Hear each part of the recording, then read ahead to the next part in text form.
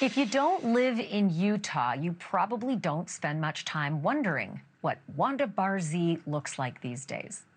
But if you do live in Utah, you should. This is her, Barzee. She's a registered sex offender, to put it lightly. In 2002, she was one of a team. She and her demented husband, Brian David Mitchell, the two of them kidnapped Elizabeth Smart, who was then just 14 years old. And they held Elizabeth for 9 horrifying months. And every single day of that ordeal, Brian David Mitchell raped Elizabeth Smart relentlessly, sometimes multiple times a day. And Wanda Barzee helped him do it, sometimes even holding her own body up against Elizabeth's while he was raping her. Brian Mitchell is serving a life sentence, but Wanda Barzee, well, don't even ask.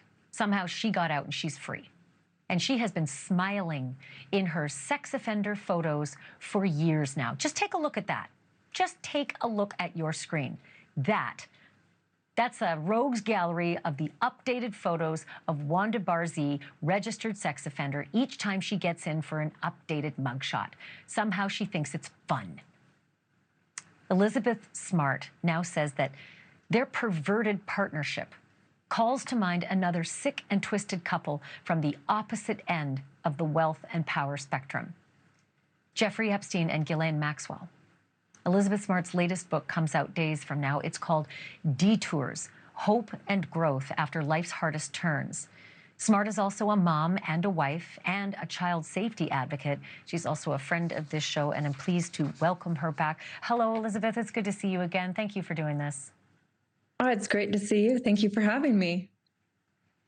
Well, I'm not going to lie. I was a little bit surprised when I saw you weighing in on the Jeffrey Epstein and Ghislaine Maxwell case. But as I thought through it, it made perfect sense. But I was so curious as to when it sort of dawned on you, the thesis that you've posited, and when you decided to come out publicly with it. I mean, I would say right from the start, I was invested in this case and I have followed it. And I felt like the connection for me was really pretty apparent from the start. But I guess it was in more recent time that I felt like I needed to say something. I mean, with Virginia passing away earlier this year, I just felt more needed to be done. And this case where these lists of names were going to be released and then they're not, and then just so much back and forth. I just felt like this is not fair. This is not right. It shouldn't matter what your background is. You shouldn't be able to hide. You shouldn't be able to buy your safety. Yeah, and Virginia Giuiffre, we should remind people that she came into being known as a public entity as an adult, but she was 17 when that photograph was taken with Prince Andrew's arm around her bare midriff and Ghislaine Maxwell smiling in the background. This, you've got to remember, is a 17-year-old girl who was already ensconced in this life, being flown all around the world and being, asked to service Jeffrey Epstein's male friends, allegedly Prince Andrew being among them. She died by suicide this year, and this was like a heartbreak to you. Tell me a little bit more about how you were affected by the news of her death. It felt like, I felt like we had failed her. I feel like so many victims, when they come forward, when they try to share their stories, especially if it's against respected people in the community, they are put on trial in the court of public opinion. And part of me just feels like we really failed her. I mean, were we there the same way that communities have come together for me? I've had so many people over the years say to me things like, I prayed for you, I searched for you, I remember exactly where I was the day that you were rescued. And that support has honestly helped me so much in my life. Nobody's ever turned to me and been like, I don't actually think you were kidnapped, I actually think you ran away. No one's ever said that to me. But what were the comments that were said to Virginia? I mean, did she feel that same support, or did she feel like people were tearing her apart, or she wasn't really a child? 17 is just so close to being an adult. It's not really a child. Well, actually, 17 is still a child, and that wasn't her first encounter at 17. I mean, are you saying that I was an adult? 14, 15, that's not that different than 17. I mean, 17 is still a child. Yeah.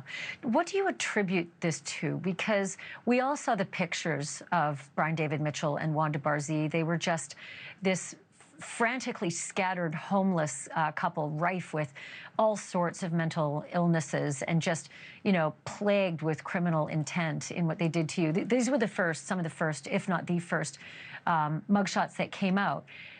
Do you ascribe sort of the economic difference in the strata between these two and Jeffrey and Ghislaine, who were literally top of the A-list? I honestly haven't thought too much about their side and the economic differences between them, other than I feel like it did play a role in their cases. I feel like it has made a role in Ghislaine. I feel like it's played a role in her case. And, but beyond that, no. I feel like maybe because like it looked like I came from a really nice upper class family, I think that could have played a role in why people maybe believed my story and supported me a bit more than Virginia. It's heartbreaking to think that kids are kids, you know, no matter who their families are. I mean, I always cite your case, Elizabeth, when a child goes missing and parents are questioned because nobody believes that the boogeyman can just come into a house and steal a child. But the boogeyman came to your house and stole you. It happens. It's happened multiple times in my career. I've covered it. And, you know, the boogeyman doesn't have to take you from your bed. They can take you from anywhere. They can take you from a school ground, which is what so many of Epstein's victims were taken from. They were taken from cheerleading practice. They were taken from, you know, their high school friends were co-opting them into it, thinking they were doing the right thing or at least trying to protect themselves. I want to ask you just something personal, if I can, because even when we were producing the story today, the producer who I worked with on this story, Michelle, we had a conversation about how we would present it because we didn't want to hurt you.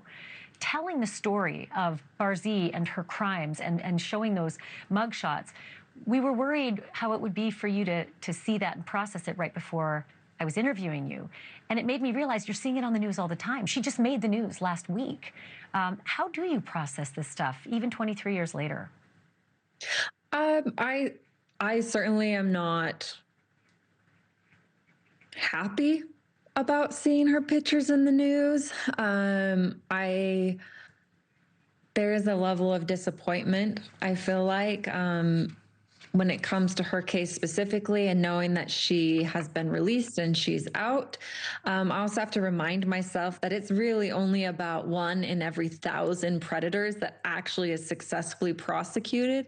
And so when I think of that, I am happy, I don't know if that's the right word, but I feel lucky that my case got something, some kind of, again, I hesitate to use the word justice, but it was prosecuted. And so many victims never get that. And then I also have to remind myself that this is my life and I only get one shot at life. And do I really want to live my life being upset or angry or scared knowing that Wanda Barzee is out there and in the news?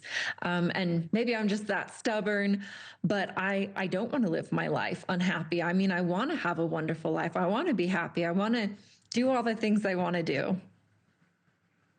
Well, I hope your next book is called Resilient, because I think you're just the shining example. I just want to wish you and your family a belated Thanksgiving, happy Thanksgiving, and the best of the holiday season to you. Can't thank you enough for this. Well, thank you.